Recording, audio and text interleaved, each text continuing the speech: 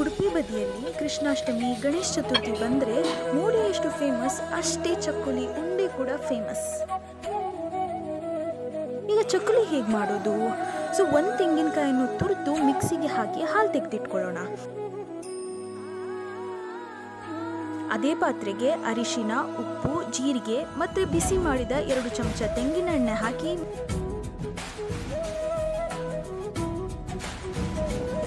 4 cup ಅಕ್ಕಿ ಹಿಟ್ಟು, 1 cup ಉದ್ದಿನ ಹಿಟ್ಟನ್ನು ಹಾಕಿ ಚಪಾತಿ ಬಂದದ ಹದಕ್ಕೆ ಕಲಿಸಬೇಕು.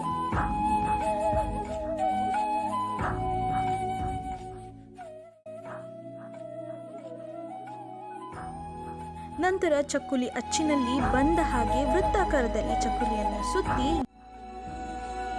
ಎಣ್ಣೆಯಲ್ಲಿ ಕರಿಯಬೇಕು.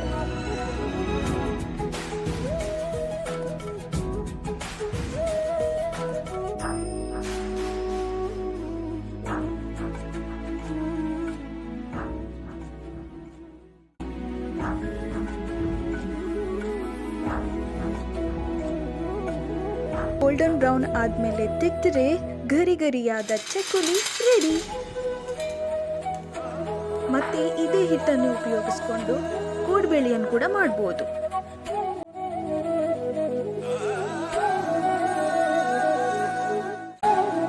ಈ ವಿಡಿಯೋ ನಿಮಗೆ ಇಷ್ಟ ಆದಲ್ಲಿ ಲೈಕ್, ಶೇರ್ ಮತ್ತು ಸಬ್ಸ್ಕ್ರೈಬ್ ಮಾಡಿ, ಬೆಲ್ ಐಕಾನ್ ಅನ್ನು ಒತ್ತಿ.